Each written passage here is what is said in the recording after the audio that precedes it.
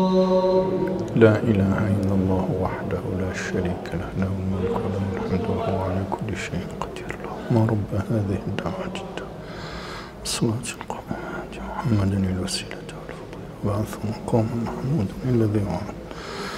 يا رب من الأحسان إلى ما جعلته حسنا وأنت تجعل الحسن إلى ما تجعل.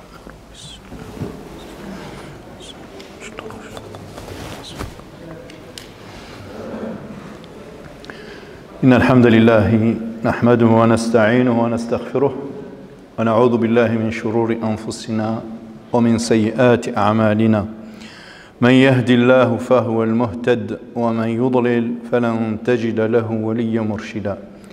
ونشهد أن لا إله إلا الله وحده لا شريك له، له الملك وله الحمد يحيي ويميت وهو حي لا يموت وهو على كل شيء قدير. ونشهد أن محمدًا عبده ورسوله وصفيه من خلقه، أدى الأمانة وبلغ الرسالة، نصح الأمة وكشف الغمة ومحى الظلمة وجاهد في الله حق جهاده حتى أتاه اليقين، ونحن على ذلك من الشاهدين. فصل اللهم وسلم وبارك على سيدنا محمد الأمين وعلى آله الطيبين وعلى صحابته الغر الميامين. إن الله وملائكته يصلون على النبي يا أيها الذين آمنوا صلوا عليه وسلموا تسليما. يا أيها الناس اتقوا ربكم الذي خلقكم من نفس واحدة وخلق منها زوجها وبث منهما رجالا كثيرا ونساء، واتقوا الله الذي تساءلون به والأرحام إن الله كان عليكم رقيبا. يا رب لك الحمد كما ينبغي لجلال وجهك وعظيم سلطانك.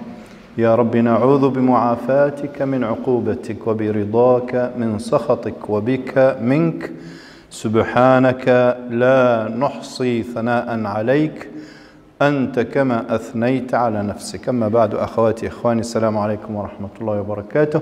نلتقي في هذه الأيام المباركات التي تهيئنا لنفحات الشهر المبارك العظيم، شهر رمضان الذي أنزل فيه القرآن هدى للناس وبينات من الهدى والفرقان.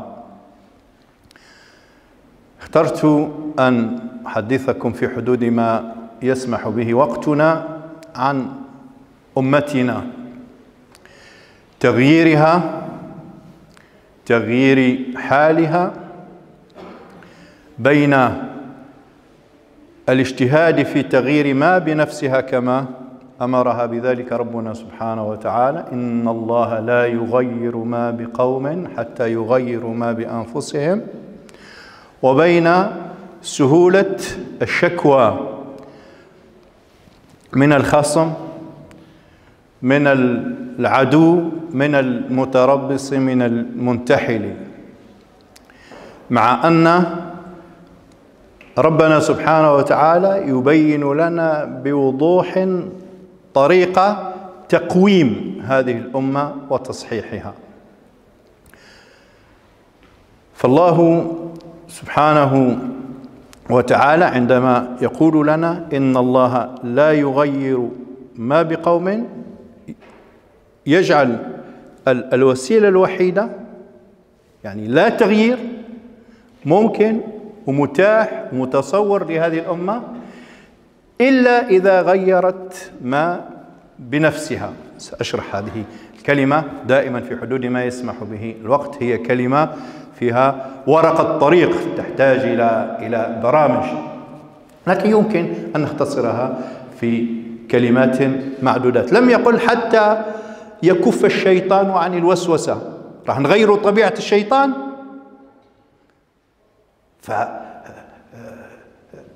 من طبيعة الشيطان أن يوسوس لك، فإذا أخطأت أو أخطأت فاللوم والتثريب لا يقع على الشيطان، يقع علي أنا الذي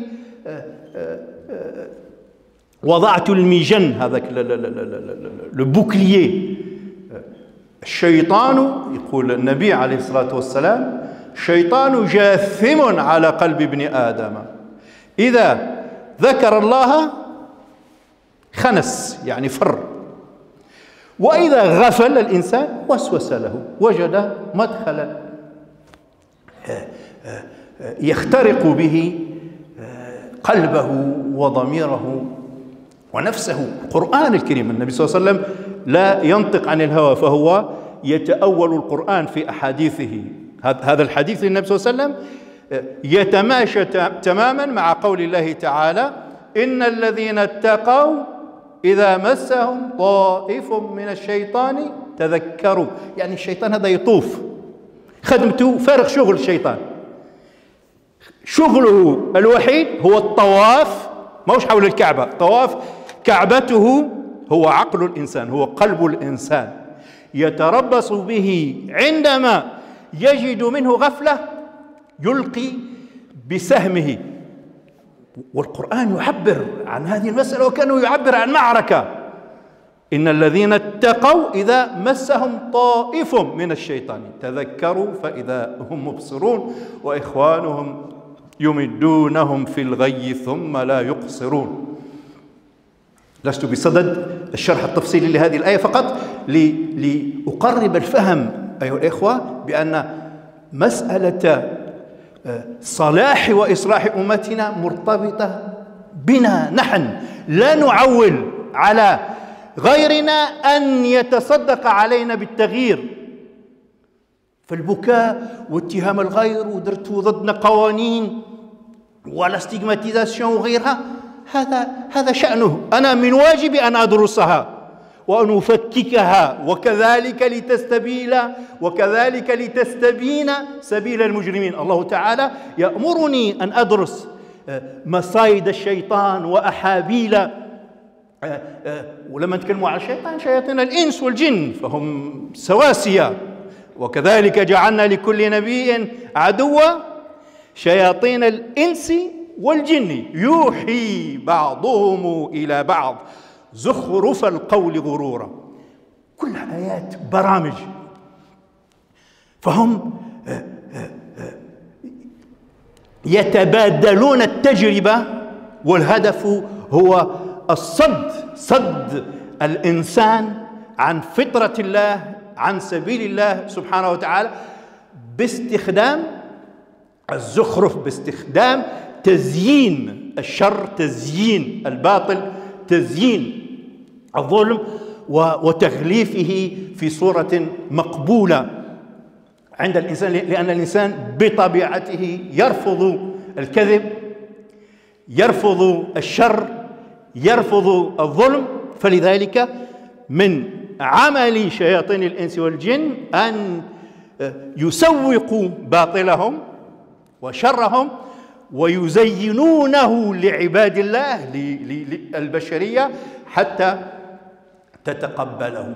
الله تعالى في القرآن الكريم أيها الإخوة أعطانا البرنامج الواضح المفصل لإخراجنا من هذه الظلمات، وبصلاحنا نحن الأمة الإسلامية يصلح غيرنا.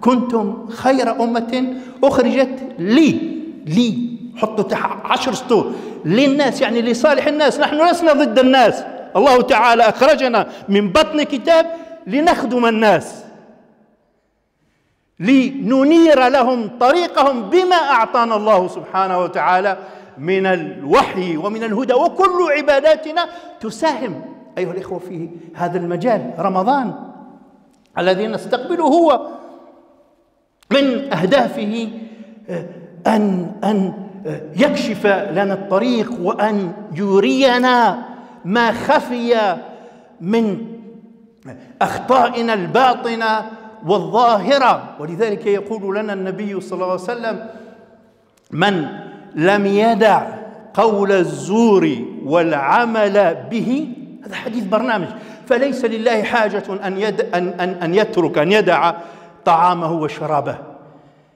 الزور والكذب هي هذه الشهادة التي يعطيها المسلمون ضد دينهم. الدين يأمر بالعقل، وهم في مدارسهم هم أكثر الناس تخلفا.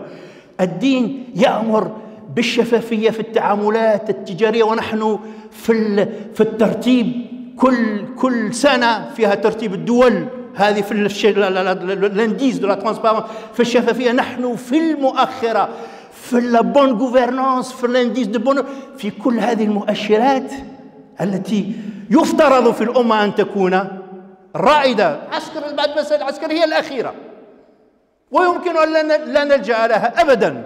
واليوم المعارك الحقيقية معارك أخلاقية، معارك فكرية، معارك تكنولوجية علمية. السلاح أصبح لو كوفيسيون المعاملة نتاعو لا يزن شيئا أيها الإخوة. فالقرآن الكريم يأمرنا أن نغير ما بأنفسنا أيها الإخوة إذا أردنا حقيقة أن يتغير حالنا إلى خير، وأن تتغير بنا البشرية إلى خير وأفضل إن شاء الله سبحانه وتعالى. أقول قولي هذا وأستغفر الله لي ولكم فاستغفروه تجدوه غفورا رحيما، ويا فوز المستغفرين.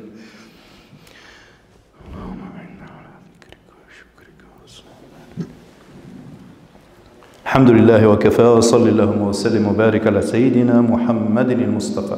Chers sœurs, chers frères, j'étais en train d'essayer de donner quelques bribes d'explications sur cette notion de changement de notre Ummah, entre la responsabilisation de cette Ummah, la seule clé de sa transformation, de sa réforme, et le fait de se confiner dans la victimisation, dans la plainte, à pleurnicher à longueur de journée de la stigmatisation, des guet-apens, des machinations, des magouilles qui nous sont tendues par l'autre, par le manipulateur satanique. Et Allah subhanahu wa ta'ala, quand il parle de shaitan, il mêle les shayatins parmi les hommes et les shayatins parmi les djinns. Et c'est ainsi que nous avons établi sur le chemin de chaque prophète des shayatins. Parmi les ins, et il a commencé par les ins, et parmi les djinns qui vont mutualiser leurs expériences. Yuhi ba'duhum ila ba'd. Ils vont s'inspirer mutuellement, et Dieu sait qu'ils ont de l'expérience en matière de manipulation, de fabrique de l'abêtissement général, de la médiocrité, de la chrétienisation de l'être humain, et ils adoptent comme outil. Allah subhanahu wa ta'ala, il nous instruit sur leur but, c'est de faire dévier l'homme du droit chemin d'Allah subhanahu wa ta'ala, de sa nature divine. Le prophète sallallahu alayhi wa sallam nous a dit que le tout miséricordieux a créé Adam à son image éthique et morale. Et donc, dévier l'homme de cette nature divine pour en faire une proie facile, manipulable, corvéable, esclavageable à merci, loin de la transcendance, loin du lien avec Allah subhanahu wa ta'ala. L'homme est rien. Il est livré à lui-même, il est ballotté entre ses instincts et il est à la merci de la propagande politique, de la publicité mensongère, et il passera toute sa vie en ballottage comme entre les deux extrémités d'une pendule, entre un désir. Une fois l'avoir satisfait, on lui crée le renouvellement des désirs, on lui crée un autre désir, et il vivra comme une bête à manger et à boire et se faire avoir et manipuler, et surtout se faire compromettre la vie éternelle auprès d'Allah subhanahu wa ta'ala. Après lui avoir pourri la vie ici-bas, on lui compromet la vie éternelle. Et Allah subhanahu wa ta'ala nous dit, à nous, la Ummah de l'Islam, la Ummah que Allah a choisi pour être la destinataire de ce livre, et à travers elle, bien sûr, ce livre est censé rayonner à coups de cercles circoncentriques jusqu'à toucher l'humanité entière. Les tunzirahum bihi wa man balagha, afin de les avertir eux donc cette partie de l'Arabie, cette vallée désertique, et de da'wa en da'wa, de rayonnement en rayonnement, jusqu'à essayer de toucher l'univers, bifadlillah subhanahu wa ta'ala. La responsabilité est grande, celle qui est la nôtre, et nous qui sommes les destinataires de ce livre, nous qui avons un accès direct à ce livre. On le lit en langue arabe, on connaît la finesse, les subtilités de ce livre, les valeurs centrales, cardinales de ce livre. On sait distinguer le facultatif, l'accessoire de l'essentiel de ce livre. Et si nous, on ne prend pas en charge cette mission de transformer notre situation pour être capable de transformer notre environnement, donc nous aurons trahi ce message d'Allah subhanahu wa ta'ala. Allah nous dit dans le Coran, dans la sourate Le Tonnerre, Ra'd, certes Allah ne changera pas, ne transformera pas l'état d'une communauté si celle-là, si cette communauté ne consent pas, ne prend pas à bras le corps et le cœur cette mission de se transformer elle-même, transformer ses préjugés et transformer ses ravalettes, son inadvertance. Et je ne cesse de le répéter, si on résume, les méfaits, les défauts, les sources de l'erreur de l'être humain, on les résume en deux grandes catégories. Ibn al-Qayyim dit, à l'occasion d'expliquer le verset coranique qui a été répété à maintes reprises dans le Coran, nous avons fait descendre sur toi le livre afin de soustraire les gens des ténèbres pour les établir sur le chemin des lumières. C'est ça. Et il nous dit que les ténèbres, en fait, ce sont de deux catégories. Les ténèbres ici, les préjugés, les équivoques, les ignorances, les illusions, les superstitions et plein d'autres paralogismes, raisonnements fallacieux. Donc c'est une première catégorie. Et deuxième catégorie, les ténèbres de nafs, les al-ghafla, al-ghafalat, les shahawat, les passions, se laisser diriger par les instincts. Et donc, toute transformation doit passer par ces deux catégories, par dégrossir ces préjugés, déconstruire ces préjugés qui nous font obstruction à la vérité, qui nous obnubilent, nous aveuglent à voir le droit chemin qui est clair. La lumière, je l'ai dit la fois passée, la lumière est là, mais faut-il trouver ce regard perspicace pour recevoir la lumière d'Allah subhanahu wa ta'ala. Le problème, ce n'est pas la lumière d'Allah, le problème, c'est mon regard à moi qui est tellement vernissé, qui est tellement obscurci, enténébré, que je n'arrive pas à recevoir cette lumière éclatante, éblouissante, en fait. Donc, le premier travail de changement, de transformation doit s'orienter vers cette première catégorie, et le deuxième, c'est vers la deuxième catégorie, donc purifier l'âme, l'exercer, et Allah nous a donné. On n'a pas à faire le yoga ou je ne sais trop quelle technique de spiritisme ou sophrologie. On a notre religion, chaque ibada. Elle est transformatrice. Le jeûne qu'on va accueillir là, dans quelques jours, c'est une aubaine. Et quand j'ai récité le hadith du prophète, ce n'est pas un hadith anodin, celui qui ne se tient pas loin du faux témoignage, donc du mensonge, et de le convertir en action, en mal agir, parce que le mensonge, il commence ici, n'est-ce pas? Et il se transforme en action. Et donc, Allah n'a nul besoin qu'il s'abstienne de manger, de boire et de faire commerce halal avec son épouse ou son époux. Ça, c'est important, certes, mais C'est la forme du jeûne. L'essentiel du jeûne, ce n'est pas là, ce n'est pas dans l'abstention de boire, de manger et de faire commerce halal avec son époux ou son épouse. C'est un cadre qui va favoriser ce travail de transformation de nos instincts et de le mettre, pas pour les éradiquer. Non, j'ai besoin de mes instincts, moi. J'en ai besoin. J'ai besoin de ma passion, j'ai besoin de ma colère, j'ai besoin de ma curiosité. Tous ces instincts, j'en ai besoin. L'islam ne me demande pas de les éradiquer, de les tuer, loin s'en faut. Il y a seulement nécessité de mettre tous ces instincts, avec toute leur ferveur, toute leur violence, si vous voulez, de les mettre au service de la foi, éclairés par la raison, éclairés par l'intelligence. Voilà. Et Ramadan est là, justement, pour nous donner ce coup de pouce. Des neurones de l'intelligence contre les hormones, l'emprise de la passion et des instincts. Voilà.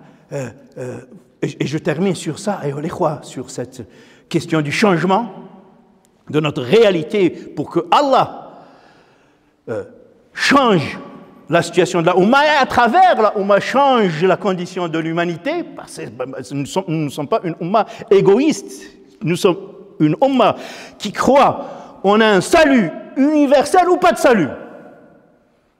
Le salut, on ne le cherche pas uniquement pour nous.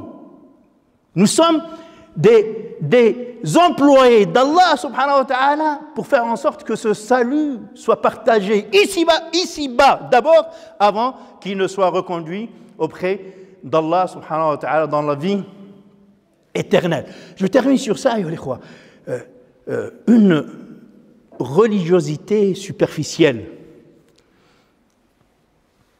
qui ne va pas faire ce travail dont je viens d'expliquer succinctement, brièvement. Je n'ai pas le temps de m'étaler plus amplement sur ce point, mais j'ai donné des pistes, quelques axes de réflexion. Donc, cette religiosité qui ne passe pas par cette transformation de cette catégorie des ténèbres, ici, et de cette deuxième catégorie de ténèbres ici, donc les ténèbres d'ordre intellectuel et les ténèbres d'ordre spirituel et psychologique, cette religiosité va finir, de s'accommoder avec les instincts. Elle va être, au lieu de guider l'homme, de prendre le guidant, le volant de sa vie, de mettre ses instincts au service des grandes valeurs d'Allah subhanahu wa ta'ala, cette religiosité superficielle, bon marché, discount, qui s'arrête à l'accoutrement et à deux, trois trucs qui nous font mériter le paradis, cette religiosité, elle va se transformer en instrument de destruction, parce que l'ignorance, quand elle est commise par quelqu'un qui n'est pas religieux, elle est ignorance. Quand elle est appliquée par un religieux, elle devient une ignorance sacralisée. Tu sors de ça, il n'y a pas de science. Une ignorance labellisée Dieu. On fait signer Dieu à cette incitation à l'ignorance. Et nous tous, il ne faut pas faire la politique de l'autruche. Nous tous, nous avons dans nos familles des gens qui pensent comme ça. Tu sors du Coran, du Sunna, tu n'es pas dans le savoir. Comment ça, je ne suis pas dans le savoir? C'est le Coran qui nous dit قُلْ سِيرُوا فِي الْأَرْضِ فَانْظُرُوا كَيْفَ بَدَأَ الْخَلْقِ. Il renvoie à d'autres sources, le Coran, autre que le Coran lui-même, pour provoquer des amusements. Je leur ai dit, Charles Darwin, du darwinisme, sur ce verset, il est plus musulman que vous, parce que vous vous êtes contenté de dire que l'origine de l'homme, c'est Adam. Au Bakit, tu tournes en rond. Darwin, au moins, il a fait le pas, il a analysé les fossiles, il a utilisé le C14, il a essayé de voir comment a commencé la création. Il s'est trompé, pas trompé, ça c'est autre chose. Mais il a appliqué ce verset. Et moi je reste, non, l'évolution, non, mais dans ton avis en la matière, Allah, il te demande, il t'enjoint, il t'ordonne de faire cette exploration, ne laisse pas les autres. Quand ils arrivent à des conclusions qui n'arrangent pas ta foi, tu commences à refuser la science. Voilà, la violence aussi, lorsqu'elle est commise par quelqu'un de pas religieux, elle est violence, elle est dénudée, elle n'a pas de couverture religieuse. Lorsqu'elle est pratiquée par ce religieux, il va lui offrir le vernis religieux, elle devient djihad, alors qu'il ne se fait que tuer des innocents et instrumentaliser la religion pour assouvir des problèmes de malintégration, de chômage, de problématiques dans son identité, et à défaut de cette religion qui guide sa vie, lui, il instrumentalise justement cette religion pour sacraliser la violence. Et je peux citer beaucoup d'exemples, mais je compte sur votre intelligence pour faire les extrapolations. C'est très important, de comprendre le vrai sens de Ramadan, le vrai sens de la prière, le vrai sens de la zakat. Ce sont des outils de transformation de la Ummah. Si on les applique comme Dieu le veut, ça nous transformera. On ne sera jamais des anges. Et on veut pas être des anges. On sera toujours des hommes et des femmes fauteurs. Et fauteuses, là n'est pas le problème. Mais au moins, nous aurons compris notre mission ici-bas et nous aurons essayé de nous maintenir dans l'effort et dans la recherche et dans la quête de la perfection. نسأل الله سبحانه وتعالى التوفيق والسداد. نسأله تعالى أن يعلمنا ما ينفعنا وأن ينفعنا بما علمنا وأن يزيدنا علما. نسأله تعالى أن يعيذنا بفضله ومنه سبحانه وتعالى من العجز ومن الكسل ومن الجبن ومن البخل ومن غلبة الدين ومن قهر الرجال.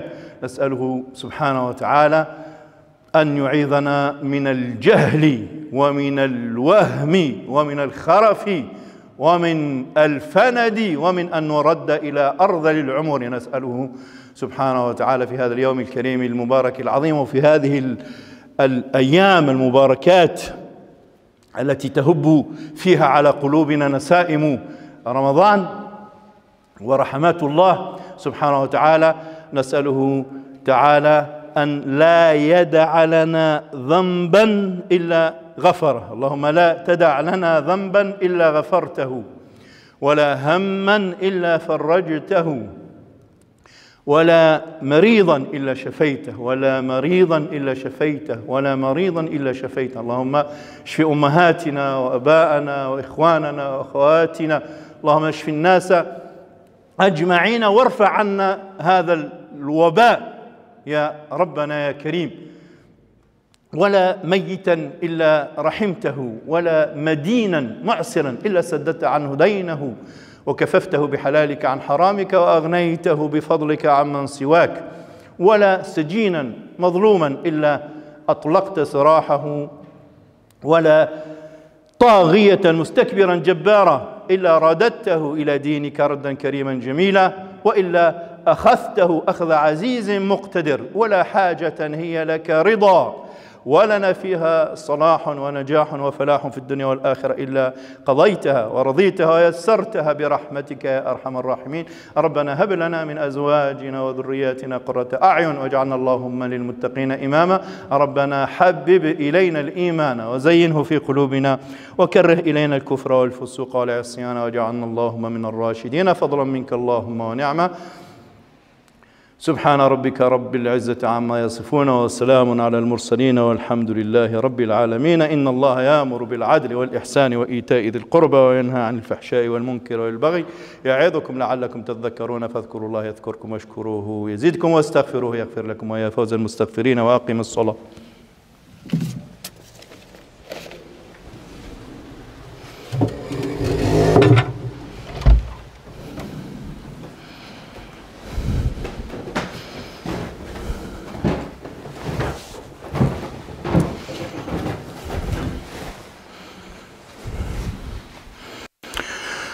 يا ربنا يا كريم.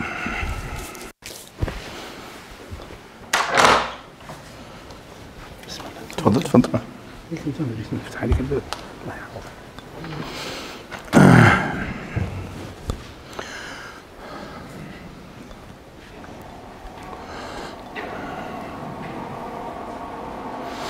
الصلاة.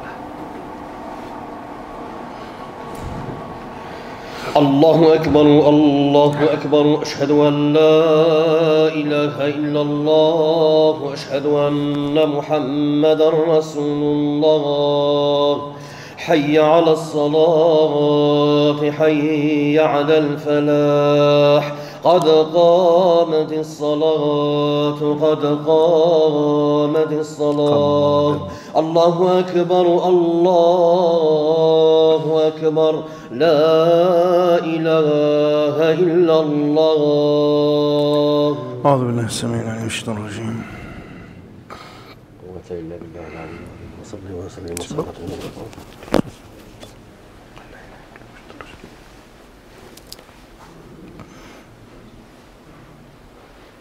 الله أكبر. بسم الله الرحمن الرحيم. الحمد لله رب العالمين الرحمن الرحيم ملك يوم الدين إياك نعبد وإياك نستعين اهدنا الصراط المستقيم صراط الذين أنعمت عليهم غير المغضوب عليهم ولا الضالين آمين. إن الله يأمر بالعدل والإحسان وإيتاء ذي القربى وينهى عن الفحشاء والمنكر والبغي يعظكم لعلكم تذكرون. الله أكبر.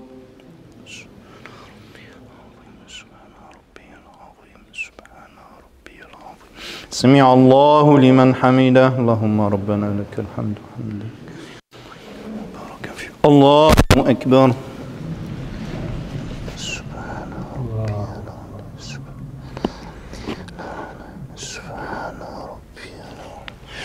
الله أكبر. اللهم اغفر لنا وارحمنا وعافنا واهدنا وارزقنا. الله أكبر.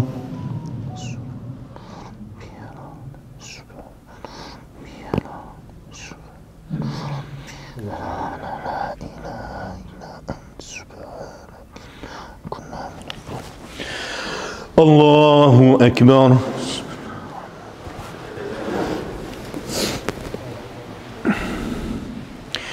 الحمد لله رب العالمين الرحمن الرحيم ملك يوم الدين إياك نعبد وإياك نستعين اهدنا الصراط المستقيم صراط الذين أنعمت عليهم غير المغضوب عليهم ولا الضالين.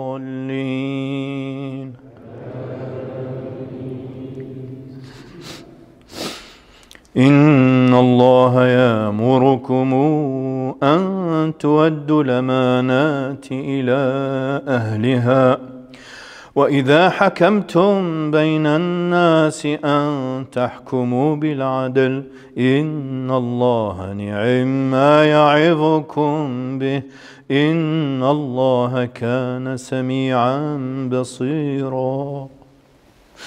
الله أكبر.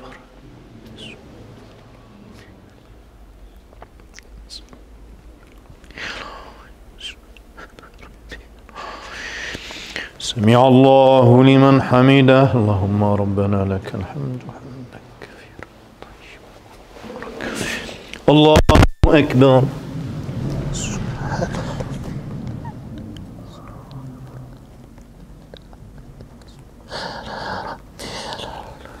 الله أكبر.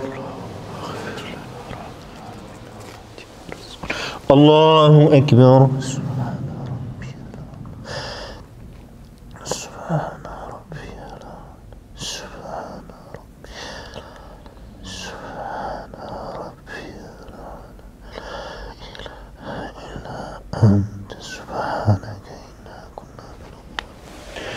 الله أكبر. تحيات لله زكيات لله طيبات السلام عليك ورحمة الله وبركاته. السلام علينا وعلى عباد الله الصالحين. أشهد أن لا إله إلا الله وحده لا شريك له وأشهد أن محمدا اللهم صل وسلم محمد وعلى آل محمد كما صليت وسلمت وباركت على إبراهيم وعلى آل إبراهيم إنك حميد مجيد. السلام عليكم ورحمة الله. السلام عليكم ورحمة الله.